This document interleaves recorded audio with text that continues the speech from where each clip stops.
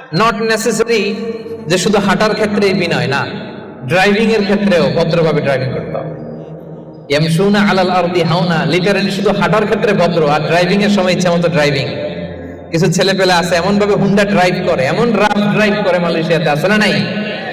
মেলাকাতে অবশ্য আমার যুবক ভাইরা এগুলো করে না কেউ এখানে। হ্যাঁ করে? সর্বনাশ না। ওই অ্যাপার্টমেন্ট বুকিং দিতে চাইলে রাফ ড্রাইভ করা যাবে। কিছু মানুষ আছে দেখবেন যে গাড়ির ইঞ্জিনের যে সাউন্ড, এটারে কমানোর জন্য পিছনে কি লাগায়? সাইলেন্সার লাগায় না? অনেকে ওইখানে এমন একটা জিনিস লাগায়, ইঞ্জিনের সাউন্ড আরো 3 গুণ বেড়ে যায়। এরকম ডাকাইতেছে না নাই? মানে ও যে দিক দিয়ে যাচ্ছে সবার নজর যেন ওইখানে করে। বিভিন্ন হাই রাইজ কন্ডোমিনিয়ামস গুলোতে যারা থাকে এদের রাতের ঘুম এরা নষ্ট করে। কিয়ামতের ময়দানে আল্লাহর সুপ্রিম কোর্টের কাঠগড়ায় তোমাকে দাঁড় করাবে কে? তাহলে মেলাক্কার ভাইরা, ইয়ামশুনা আলাল আরদি হাওনা, এটা শুধু হাঁটার ক্ষেত্রেই ভদ্রভাবে হাঁটে এমন না, ড্রাইভ করার ক্ষেত্রেও রাফ ড্রাইভ করে না, ট্রাফিক সিগন্যাল মেনে চলে, অন্যের কষ্টের কারণ হয় না, ভো ভো শব্দে বাইক চালায় না। এটা রহমানের বান্দার বৈশিষ্ট্য। কথা কি ক্লিয়ার? পারবেন এরকম হাঁটার সময় ভদ্রভাবে, ড্রাইভ করার সময়? বিষ্ণু ইসলাম যখন রাস্তা দিয়ে হাঁটতেন, ওনার হাঁটার স্টাইল ছিল এরকম, হাদিসে এসেছে, ইনদামা ইয়ামশি রাসূলুল্লাহ সাল্লাল্লাহু আলাইহি সাল্লাম আলাল আরদ কাআন্নামা ইয়ামশি ইয়ানহাত্তু মিন সাবাব, কাআন্নামা ইয়ানহাত্তু মিন সাবাব। মনে হতো যেন বিশ্বনবী ঢালু থেকে, উপর থেকে নিচের দিকে নামছেন। পাহাড়ি রাস্তা থেকে নিচের দিকে নামলে যেমনি পা ফেলে ফেলে খেয়াল করে এনার্জি নিয়ে মানুষ হাঁটে, বিশ্বনবী সিম্পলি যখন সমান্তরাল জায়গার উপর দিয়ে হাঁটতেন, ঠিক এভাবে বিনয়ের সাথে হাঁটতেন। পড়েন সুবহানাল্লাহ।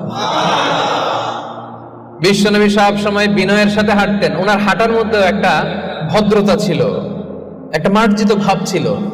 বিশ্বনবীর হাঁটার মধ্যেও একটা মুনশিয়ানা ভাব ছিল। আল্লাহু আকবার।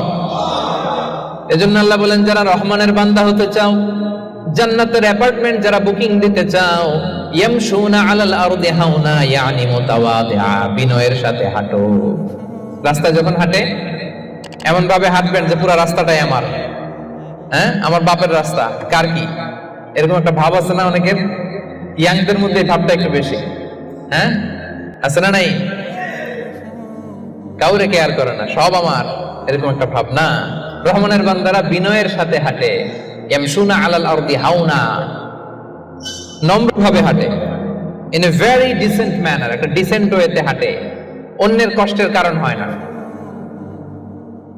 তার মানে বিনয় হচ্ছে রহমানের বান্দাদের ভূষণ। বিনয়, অহংকার করা যাবে না। অহংকার কার চাদর বলেন? যে ব্যক্তি অহংকার করে সেজন্য আল্লাহর চাদর নিয়ে টান দেয়। এজন্য অহংকার কোন বনি আদমের সাজে না, অহংকার সাজে একজনের। চিল্লায় বলেন তিনি কে?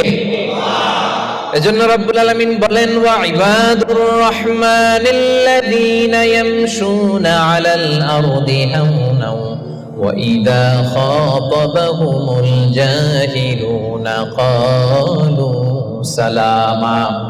জান্নাতের অ্যাপার্টমেন্ট যারা চায়, রহমানের বান্দা হিসেবে নাম যারা তুলতে চায়, তারা রাস্তা দিয়ে যখন হেঁটে যায় বিনয়ের সাথে হাঁটে, নম্রভাবে হাঁটে, ভদ্রভাবে হাঁটে। কথাটা কার?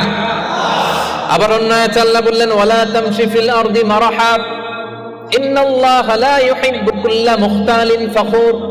জমিনে অহংকার ভরে হেঁটো না, গর্ব ভরে হেঁটো না, অহংকারীদেরকে রব্বুল আলামিন পছন্দ করে না।